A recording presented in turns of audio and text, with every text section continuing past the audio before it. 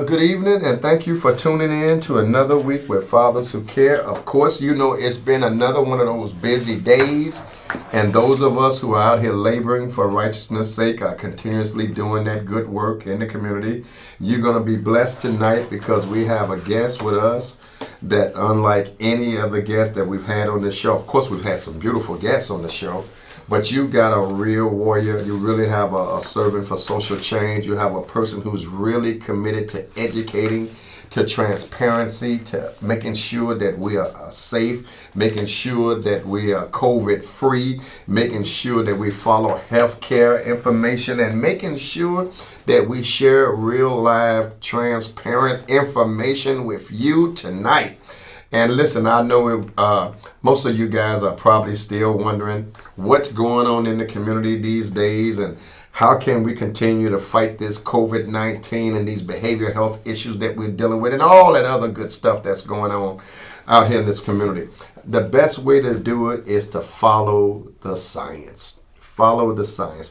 And this evening, I think, is going to be a beautiful occasion because we have with us today none other than Dr. Jasmine. Dr. Jasmine is the medical director over at the Chicago Department of Public Health, and we're going to introduce to some and present to others this evening. But of course, I just want to echo some things saying that you guys, please, I used to say go check your healthcare professional. Now you have a professional right here in front of you, and you don't have to go check nobody. It's right here.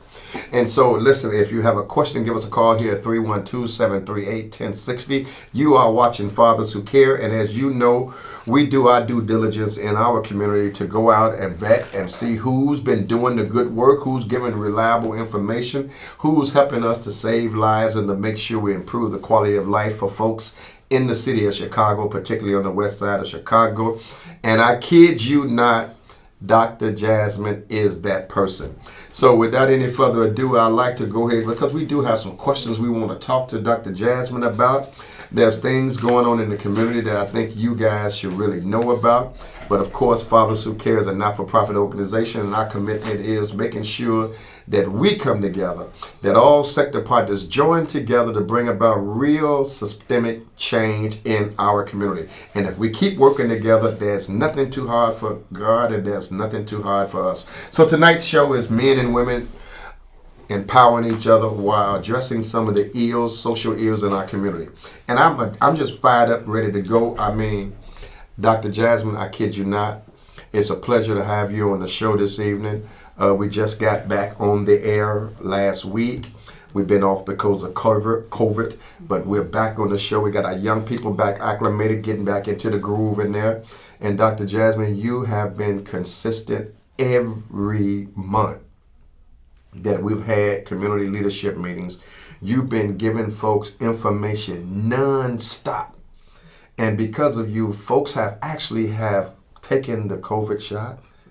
Folks they believe in science again. They're believing that, the facts now are real facts as opposed to what they were, what other folks were saying. So Dr. Jasmine, kudos to you. Thank you for what you do, and thank you for the information. You have also helped us to bring some of those Narcan inhalers to the community so that when folks are experiencing overdoses, we are able, and you've also brought up Patricia, who have trained us on several occasions. And so now we feel comfortable with using the Narcan and Anoxolone and all of that good stuff to help folks who might be experiencing overdoses as a result of fentanyl or heroin or whatever they might be. But Dr. Jasmine, if you don't mind, I'd like to go ahead and get started with the show. And again, I would be remiss if I didn't say to you again, thank you for the work that you're doing. I mean, that department, the Department of Public Health, Chicago Department of Public Health is on fire. Yes. Literally, I mean, the information, I'm being honest, the information that's coming from the department is consistent. It's not coming that way from every place. It's not coming that way from the state, but it's coming that way from the city. And we want to thank you and the commissioner for all of the work that you all are doing to keep us informed, keep us enlightened, and you're continuously making sure that information is in the community throughout all kind of pop-ups for folks to get vaccinated. There's no reason why you should not be vaccinated. Sure. Something is wrong with you, literally.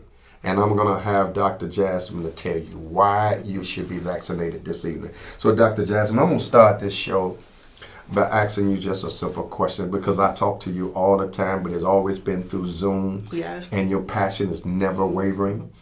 But Dr. Jasmine, thank you for coming out. But I'm really concerned. I just really want to know. I see that professional side, and then you are consistent. Believe me, you are consistent. But who is Dr. Jasmine? Who is Winnice Jasmine? Who are you? Who am I? Who are you? First, I'd like to thank you for having me You here know today. it's my pleasure. And it's good to see and interact with you in person. Absolutely. Yeah. Absolutely. So that question, well, you already introduced me as the Medical Director of Behavioral Health at the Chicago Department of Public Health. And I've worked there for about 2 years now. So my background is in family medicine. That's a specialty that takes care of people throughout their lifespan. So we like to say from womb to tomb. And I also specialize in preventive medicine. Okay. And so that's the specialty of public health. And you do such a good job. But what do you do other than read and study with all of these degrees you have and your compassion for helping people, because you're doing it all the time? What do you do when you want to relax? Do you ever experience compassion fatigue? Do you ever just need to just get away? How do you relax from being always sought out and always giving out stuff, in the ministry? The more you give out, the more you need some rest because you have to pull back in. Yes. So how do you do it? How do you deal with it? And how do you recoup? There are many ways I used to methods I used to recoup. So I'm originally from New York City, Brooklyn to be exact. Go figure. Yes. No wonder you work so hard. Yeah. So now that we are able to travel, I do go to visit my family out there. Okay. So to catch up with old friends, and then especially with my parents, they're getting older. So it's good to see them, and nice to know that they're safe because they received the vaccine as it was available to them. Okay. So some things I like to do to relax. Before the pandemic, I actually would take Tai Chi classes on a regular basis. Tai Chi? Yes. So I learned that during the pandemic, I prefer to take them live. So Okay. it's hard to follow them. So that's your using a outlet. video. Okay. So let's do something. Let's do this here. I'm going to pose a few questions to you. Listen, guys, we want you to know there's so much going on in the community. Get involved. Loretto Hospital is doing a summer series of trainings. They're doing COVID testing. They're doing health screenings, or people coming out doing it, blood pressure, glucose, HIV, mammograms, cervical cancer, prostate. Listen, there's so much going on. Please, don't stress. Take the test. Is that okay to tell them that? It's very much okay. Tell you them know why. Yeah, tell them why, please. Yes, because last year when we had the shelter in place order, a lot of people they postponed the normal care they would get in a hospital or with their primary care doctor. And so right now with the vaccine available, not only do I ask that people become vaccinated, but also catch up with those health maintenance things. So like you mentioned, mammograms, they're important. The sooner we're able to catch any abnormality, the sooner we're able to initiate treatment and intervene and save a life. Other screenings that are important, checking to see if someone has high blood pressure, checking to see if someone has diabetes, having the colonoscopy if you're over the age of 45 now. Yeah, it's almost that time. So it's very important to take these screens or have these screens on time. Absolutely, and I do. So, Dr. Jasmine, let me come back with some other things. I've been talking to you specifically. You're the medical director over behavioral health, correct? Yes, I am. And I talk to you a lot about that because I personally think that, mental and behavioral health has its place right now. I think folks have gone through COVID and still going through COVID and still being victimized of COVID or being, feeling the effects of it from loved ones transitioning and all that other stuff. But I also think folks are going through some other issues, trauma, anxiety, post-traumatic stress, compassion fatigue, you name it. I mean, I think they're going through it. How is that real? Is that really happening in people of color, particularly African American community? Are people really experiencing poor mental health options and or choices and or situations in their lives right now? Yeah, it has been a very stressful year. Okay. And stress can trigger a lot of things to different people. Some people may experience some depressive symptoms. Sleep, for example, it's the one thing that, or one of the first few things that become dysregulated during high periods of stress, or if depression is setting in. And our website, the coronavirus website for the health department. Sure, you can give it to them. Chai.gov. One more time. Chai.gov. Okay, chai.gov /coronavirus. Please. So under the resource tab, we have resources for mental health. And one of them is a site that allows you to practice meditation or have guided meditation practices so you are able to improve your sleep. Okay. Now, you have spoken to the group of leaders, the Westside Community Stakeholders leaders that we meet with faithfully. And you've always given advice on where they can go to address those concerns or mental health concerns. But let's just cut through the chase.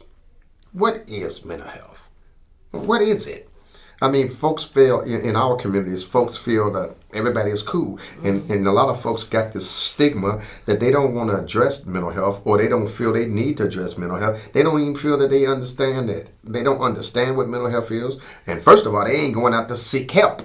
Why is there a hesitancy about a few things, but a hesitancy in addressing mental health and going to get, just to get some help, to get someone to talk to, or if you might need some assistance or might need some outreach or some outlets? Why is there this hesitancy about addressing mental health in our communities? Well, mental health, it falls along a big spectrum, falling at one end to mental wellness. You have mental wellness, and then at the other end you have mental illness. I think most people think of serious mental illness conditions when a mental health issue or the topic of mental health is raised. Okay. And mental health is part of, most people, they don't hesitate or think twice when it comes to addressing their physical health. Okay. And mental health should be approached in the same manner. And so there are times where we need more support, and those supports are available. For example, CDPH still has 5 mental health clinics in the city. 5? 5. Okay. And it's very easy to get an appointment. So how would they do that? If someone was, and I think you always shared with us, and we're right there to get it. Trust me, and I know folks are taking advantage of it. They won't talk about it, but they're taking advantage of it, believe me. Good. How could one who's apprehensive or want to be, keep it low key, confidential, and all that good stuff, how could they access that information so at their leisure they can go and talk to someone about maybe some of the issues, trauma, stress, anxiety, or whatever they might be experiencing? Yeah, it's very simple. All you have to do is call 312-747-3020. We're going to try that one more time. Give us that number again. It's 312-747-3020. Okay, you heard it here. And Please. That's the central line where you'll receive, you can contact one of our clinics, and they'll figure out which location is closest to you. In addition to the 5 clinics, you don't necessarily have to come in person to receive services. Whoa. Yeah. Whoa. Yes. They don't have to come in person? No. Wow. Please explain. Because COVID has transformed the way in which we practice medicine and mental health. So services. folks can have a media, like a telecall? Yes. A teleconference? So they can have it over the phone or a video conference. A video conference and a teleconference. So there's no reason why one should not seek out some of this assistance to address some of their medical issues and concerns. Is that fair? It's true. We try to decrease as many barriers as possible. And that number again, I'm going to need that number because I think I may have to make a call or two. It's 312-747-3020. So if you need the number, please give us a call at Fathers Who Care at 773-287-5821, and we'll gladly pass this information over to you all. Again, there's so much going on. We got a prayer walk this week, praying for peace in the community. We'll have the superintendent out with us in the ward, and we'll be meeting up on Laramie and Chicago Avenue, and we're going to walk throughout the community with law enforcement and community stakeholders for peace. Men are going to stand up for peace, and we're going to have these little boys who want to play with guns to go somewhere and have a seat. We love you fellas. We think you need a little bit of attention. We want you to come on into the organization, sit down with us, and let's have some conversation about what we can do with all that energy that some of you all have, or that leadership or lack of you might need. But we love you. We appreciate you. We want you to be supportive. We want to support you, and we want you to do some things that make sure that our children can live a better quality of life in our neighborhoods. So, and next week, please tune in. We're going to have Deputy Chief Cato, who will be on our guest, and we'll be talking about carjacking, how to take tips from carjacking so that you don't become a victim of carjacking. But we've heard today that yesterday was one of the, they're using different names now, but they've had so many spreads of this onslaught of violence. And Dr. Jasmine, I think that violence has, and I believe it's a public health issue on top of public safety. How do you feel about the concern of what's going on with these folks? Why they're shooting, why they're grabbing guns, why they're committing all these heinous crimes in the community? Do you think it could be associated with a mental health issue? It's possible. Okay.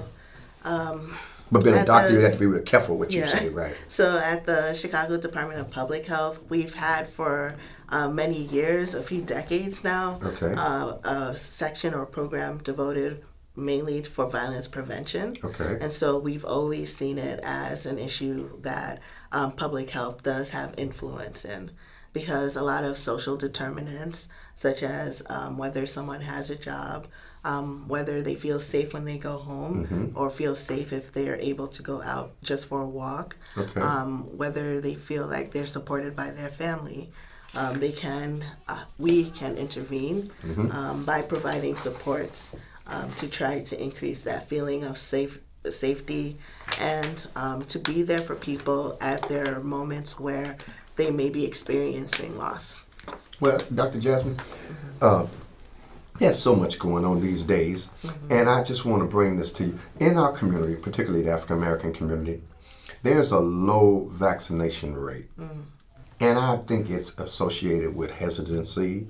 I think it's associated with lack of knowledge. How can we address the low vaccination rate, particularly in communities of color on the west side of Chicago? Yeah, so Or do you see it that way? I agree, because citywide we know that communities that are predominantly Black and Latinx, we're seeing the lowest vaccination rates in those communities. And so we are doing at the health department everything we can to decrease the barrier to access to the vaccine. So we're setting up pop-up clinics.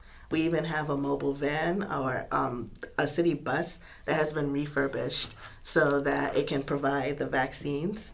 And this kind of city bus, vaccination bus, is available to if there's, for example, you mentioned a few activities that are going on this weekend. Sure, you can have it. So we would love to have a bus out there. So, but you have to sign up for it. So how would we sign up? So if you go to the coronavirus website or chai.gov/COVID-vax. Okay, we'll take that before you leave. Yes. And then what we'll do there's a form where you can sign up. Yeah, we'll put that in, because what we want to do. We'll be actually on this event next Saturday, and then we'll be doing another one this Saturday. But this particular event on Saturday would be a screening day. We're going to be a community appreciation day where we're just going to love on the people.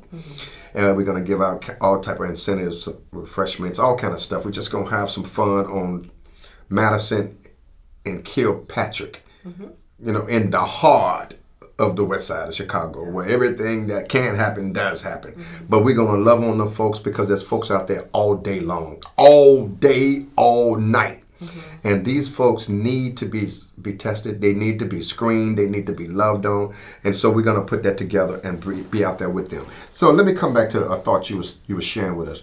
We was talking about the different vaccinations that's out here. We have the Moderna. Yes. We have Pfizer. Pfizer. And the J&J vaccine, Johnson & Johnson. And the Johnson & Johnson. And, folks talk about a whole lot of things, but folks was asking a question. They were saying, should one, if they've taken this vaccination, should they take a booster shot? Is a booster shot needed? And if so, what should they do in order to get a booster shot? Can you bring some light to that? Yes. So that has been a very hot topic in the news. Okay. So booster shot, right now the CDC does not recommend that we need to have the booster shots available. But the pharmaceutical companies that we mentioned, they're looking ahead to see if there's a chance in the future that we might need the booster shot. Okay. And because right the process now, of approval takes a few months, they're starting early. But right now, we do not need the booster shot. So folks, chill. Right now, if you've been vaccinated, you are okay. But I'm gonna ask this question. But one more. Go ahead. Yeah, I want to go ahead. Yeah. I think I want to go somewhere with this. With the Moderna and the Pfizer vaccine, they require 2 doses, so it's important to receive. That means doses. 2 shots. Yes. Okay, and the Johnson & Johnson is 1. Okay, so 2 shots for the Pfizer and Moderna. Yes. And 1 shot for Johnson & Johnson. Yes. Now, people have said some stuff about Johnson & Johnson, but the numbers outweigh the risks. Yes. I mean, they said a few people have succumbed to some blood clogs and things of that nature and have transitioned, right? Yes, it was like 8 out of 8 million, 80 million or something like that. 1 in a million. Yeah, so, 1 in a million. That life is very important, but if you think about the effects of actually contracting COVID itself, you're more likely to have a side effect from COVID than you are from getting a side effect, this blood clot, from having the vaccine. Okay, so I want to go down this road. Can one actually contract the coronavirus after they've been vaccinated? So can that happen? If I've been I have been vaccinated, but I still wear my mask. You told me to. Not necessarily because I need it. I'm doing it because you haven't been vaccinated, all right? But anyway, can a person contract the virus if they've been vaccinated? Well, the vaccines, the way they've been studied, they've been shown to, for vaccinated individuals, decrease your chance of developing severe illness. So the vaccine protects you from having to need hospitalization or being placed on a vent. Okay. For the great majority of people who receive the vaccine, it is protective against contracting COVID-19. So, however, go ahead. However, there are a few cases where we call breakthrough cases where people who are vaccinated, they do develop COVID-19, but they tend to be milder cases. Okay. Well, you're watching, again, Fathers Who Care, and of course, our guest this evening is none other than Dr. Jasmine, Medical Director for the Chicago Department of Public Health, Behavioral Health Department, and COVID, and all that good stuff she do over there. But listen, we're talking seriously today. Thank you, Maria, for tuning in. We tried to give you a chance to call in. If you choose to call in, please do. We got this earphone thing in. The number here is 312-638-738-6060. So anyway, give us a call here, please. And if you want additional information, call Fathers Who Care at 773-287-5821. We were talking about a whole lot of good stuff. Now I want to come on back and I want to hit this thing called a covert long hauler. What is a covert long hauler? So we know COVID-19 is a relatively new condition. Right. So initially, we believe that roughly 80% of people who contracted COVID, they would recuperate. But what we've seen over this past year and a half, that there are some people who take longer to fully get back to their normal selves after they contract COVID-19. And so with long hauler syndrome, some people may have symptoms such as trouble remembering, having foggy memories. Some may take a while before their sense of taste come back, and some may have pains throughout their body for a longer period than they are infectious. Okay. So here we go. Now we're going to come back to this point because I'm really concerned about this. How can we encourage more people of color, particularly in the African American community, which I'm talking about, but to each his own. I'm focusing particularly on people of color. But how can we get more folks, particularly in the African American community, to take the vaccination? What can we do to encourage them that it's safe, to encourage them that taking the virus would help you from succumbing to this virus? Yeah. So I know oftentimes people are busy, especially young people. That's busy. it, the young people. Yes, so they may be busy taking care of others. And so they don't really take the time to reflect and practice self-care. Receiving the vaccine is a form of self-care. But when it comes to yourself, a lot of times people may put off doing things, and then you notice that 7 months has passed. So not only is the vaccine available in the community, you can go onto our website and find a calendar of events that are taking place. You can select what region of Chicago you live in, and then there'll be a list of events where you can receive the vaccine. Okay. You can also call 312-746-4835 because we have a vaccination at home program. So if you call Vaccination at home. at home. Wow. So you can call that number, and a member of our either health department or paramedic team will come and actually vaccinate you and your family members. So that 746. Yes, 312-746-4835. So that's a home program. Yes. Well, for any individual who needs the vaccine. now there's what I'm hearing, that folks can be vaccinated now from 12 and up. Yes.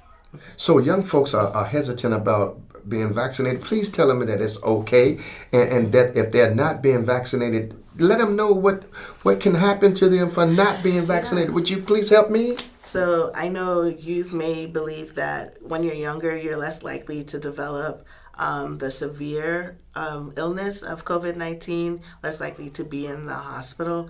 However, anytime someone becomes infected with COVID, that's an opportunity for the virus to mutate. So we've heard about the Delta variant. Right, the Delta variant. So that's a slight mutation from the original coronavirus that we've dealt with during last year when we initially learned about this coronavirus. And so anytime the virus mutates, there is a chance that the vaccines that are currently available, they may not be protective. And so it's a race against vaccinating as many people as possible so they do not develop COVID-19 and eliminate the chance for the virus to mutate, or not receiving the vaccine and then allowing ample opportunity for the mutations to occur. Well, listen, the time on the wall is telling us it's time to wrap this up. But I want to thank Dr. Jasmine for all the work that she's doing and her consistency in educating and empowering us in the community. And numbers she gave was 312-747-3020 and 312-746-4835. Give us a call at Fathers Who Care at 773-287-5821. And we'll pass this information on. We got events coming up all week long now next week, so we love you so much. God bless you guys. Please be safe. Please love on yourself, love your community, address your mental health issues. Please, it's okay to seek out help, and we love you. And ain't nothing you can do about it but accept it and get yourself together and get out there and enjoy life. So thank you, CAN TV, and thank you all for watching again. Thank you, Jasmine. Thank you, Marie. You're welcome. And those who are logging in over here on Facebook. We appreciate you so much, but the time on the wall is saying that it's all. So keep us lifted in prayer. We're going to keep you lifted in prayer. And let's continue to love on each other in our community. God bless you. Good night, and keep the faith. And we'll see you next week. Thank you so much.